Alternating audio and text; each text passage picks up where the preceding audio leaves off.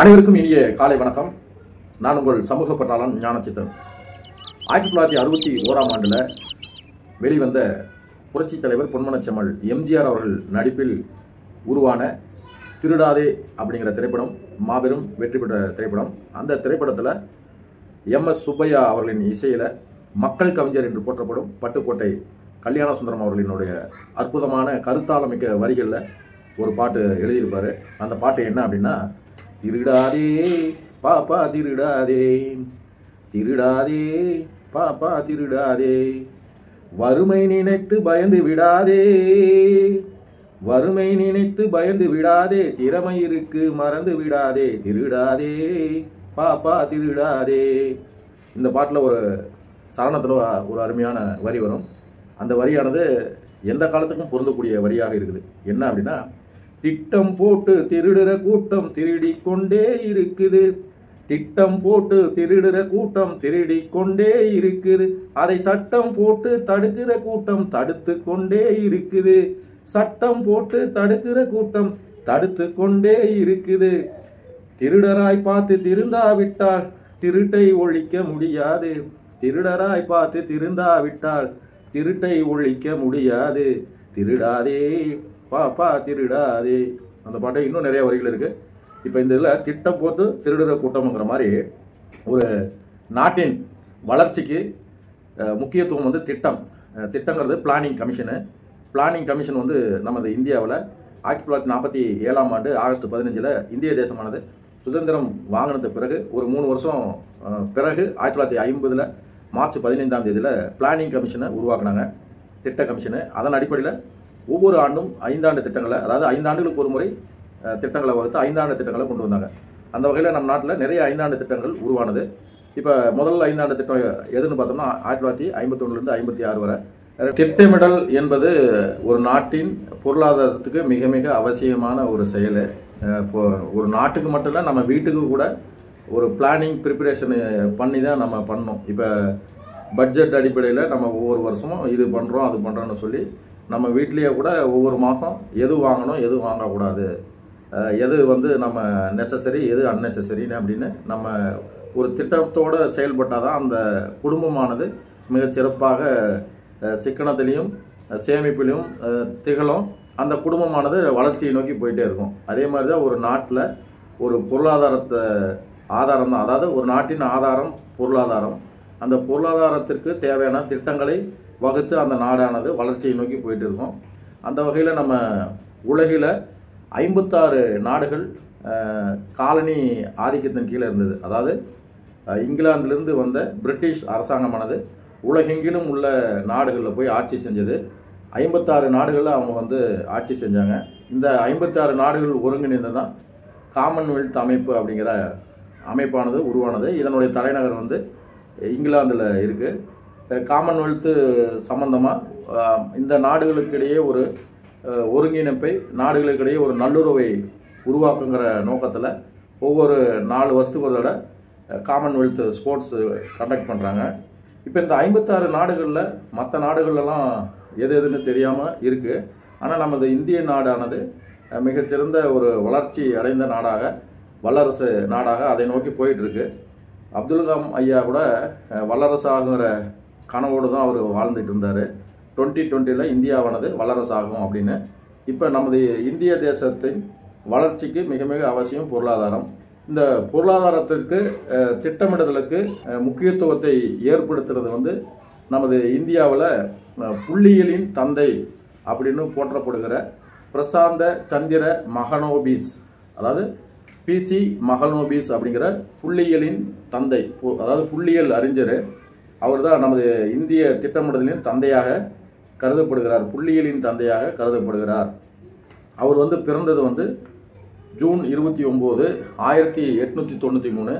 அவர் இறந்தது ஜூன் 28, 1972. இப்போ அவர் வந்து மிகச்சிறந்த ஒரு புள்ளியியல் அறிஞர். 1931ஆம் ஆண்டில் இந்திய புள்ளியியல் கழகத்தை கல்கத்தாவில் தோற்றுவித்தார். அவர் வந்து படித்தது எல்லாமே அந்த வெஸ்ட் பெங்காலில் இருக்கிற ரவீந்திரநாத் தாகூர் படித்த கல்லூரியில் அவர் படித்தார். இன்னும் சொல்லப்போனால் ரவீந்திரநாத் தாகூரோடைய மாணவராக இவர் இருந்திருக்கிறார். யார்? பிசி, அதாவது பிரசாந்த் சந்திர மஹலனோபிஸ். அவர் ரவீந்திரநாத் தாகூரினுடைய மாணவராக இருந்திருக்கிறாரு. இப்போ இந்த இந்திய புள்ளியியல் கழகத்தை 1931ஆம் ஆண்டு டிசம்பர் 17ஆம் தேதி கொல்கத்தாவில் உருவாக்கினார். இப்போ இந்திய புள்ளியியல் கழகத்தின், அதாவது அதனுடைய இதில் சார்பாக தான் 1950ஆம் ஆண்டில் பிளானிங் கமிஷனை மார்ச் 15ஆம் தேதி உருவாக்குனாங்க. இப்போ தேசிய புள்ளியியல் தினமாக எதை சொல்கிறோம்னா, இவருடைய பிறந்த தினத்தை நம்ம வந்து ஒவ்வொரு ஆண்டும் தேசிய புள்ளியியல் தினமாக கடைபிடிச்சிட்டு வரோம். அதாவது ஜூன் 29ஆம் தேதி வந்து தேசிய புள்ளியியல் தினமாக நம்ம கடைபிடிச்சிட்டு வரோம். அதுக்கு என்ன காரணம் அப்படின்னா, புள்ளியியல் துறைக்கு மஹலனோபிஸ் அவருடைய பங்களிப்பை போற்றுகிற வகையில் நம்ம தேசிய புள்ளியியல் தினத்தை, அவருடைய பிறந்த தினத்தை நம்ம கடைபிடிச்சிட்டு வரோம். உலக புள்ளியியல் தினம்னு ஒன்று இருக்குது. எப்பயுமே நீங்கள் ஒரு விஷயத்தை தெரியும் போது டீட்டெயிலாக தெரிஞ்சுக்கணும். இப்போ தேசிய அப்புறம் சர்வதேச இது ரெண்டுமே இருக்கும். இப்போ எக்ஸாம்பிள், தேசிய இளைஞர் தினம் வந்து ஜனவரி 12ஆம் தேதி ஒவ்வொரு வருஷம் நம்ம கடைபிடிக்கிறோம். அதுக்கு காரணம் என்னென்னா, விவேகானந்தர் அவர்களுடைய பிறந்த தினத்தை நம்ம தேசிய இளைஞர் தினமாக 1984 அறிவித்து 1985 முதல் தேசிய இளைஞர் தினத்தை நம்ம கடைபிடிச்சிட்டு வரோம். அதே மாதிரி உலக இளைஞர் தினத்தை வந்து ஆகஸ்ட் 12ஆம் தேதியை நாம் கடைபிடிச்சிட்டு வரோம். அது எதுக்குன்னா, ஐநா அமைப்பானது உலக அளவில் உள்ள இளைஞர்களை ஒருங்கிணைக்கிற செயலில் ஈடுபட்டுச்சு.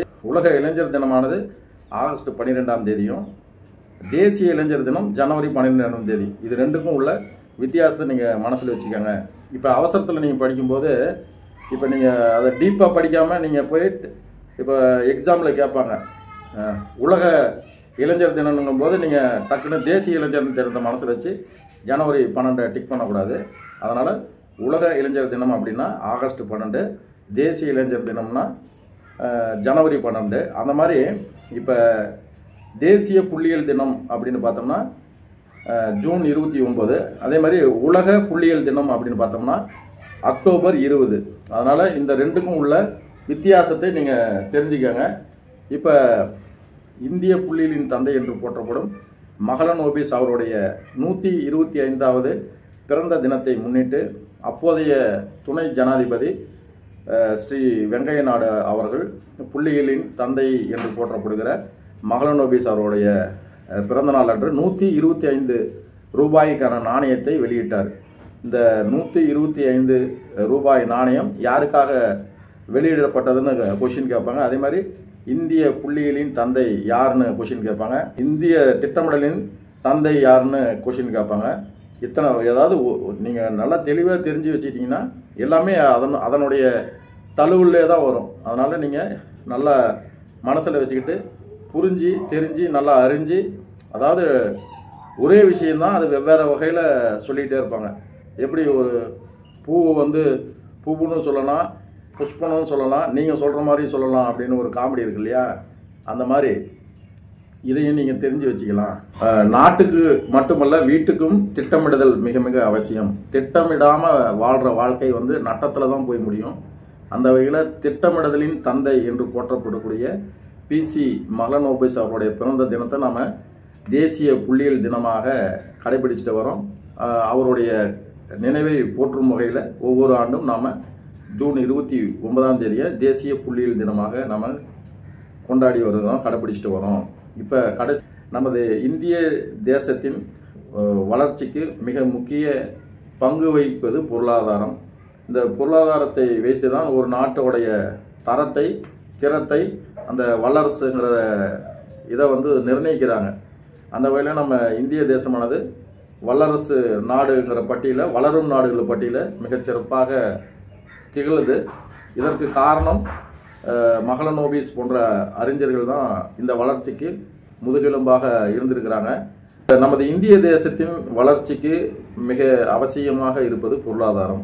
இப்போ அந்த பொருளாதாரத்தை வைத்து தான் ஒரு நாட்டோடைய மதிப்பை மற்ற நாடுகள் வந்து மதிப்பிடுது. அந்த வகையில் ஒரு நாட்டின் ஆதாரமாக திகழ்வது பொருளாதாரம், ஒரு நாட்டின் முதுகெலும்பு பொருளாதாரம். இப்போ நம்ம நாட்டில் வந்து மிகப்பெரிய சிலையை கட்டுறேன், மிகப்பெரிய கோயிலை கட்டுறேன் அப்படின்னு நம்ம நாட்டுடைய நிதியானது தேவையில்லாமல் செலவாயிட்டு இருக்கு. மகாகவி பாரதியார் அவர்கள் ஒரு கவிதை எழுதியிருக்கிறார். அந்த கவிதை என்னன்னா, அன்ன சத்திரம் 1000 வைத்தல், ஆலயம் 16,000 நட்டல், பின்னருள்ள தர்மங்கள் யாவும் பெயர் விளங்கி ஒளிர நிறுத்தல், அன்னையாவையினும் புண்ணியம் கூடி ஆங்கூர் ஏழைக்கு எழுத்தறிவித்தல் ஆகும் அப்படின்னு மகாகவி பாரதியார் அவர்கள் மூட நம்பிக்கைக்கு எதிராக அன்னைக்கே கவிதை எழுதியிருக்கிறாரு. எனவே நம்ம மூட நம்பிக்கையோடு இருக்கக்கூடாது. கடவுள் பக்தி இருக்கணும் தான், இருந்தாலும் பிற்போக்குத்தனமாக இல்லாமல் முற்போக்குத்தனமாக இருக்கணும். நமது இந்திய தேசத்தின் நிதியானது கோயில் கட்டுறோம், சிலையை நிறுவனம் அப்படி தேவையில்லாமல் வீணாக செலவு பண்ணாமல் ஒரு விஞ்ஞானம், கல்வி, ஆராய்ச்சி இப்படி நம்ம போனோம்னா நம்மளுடைய நாட்டின் வளர்ச்சியை யாராலையும் தடுத்து நிறுத்த முடியாது. நம்ம நாட்டின் மிகப்பெரிய ஒரு பலம் என்ன அப்படின்னா யுனைட்டி இன் டைவர்சிட்டி.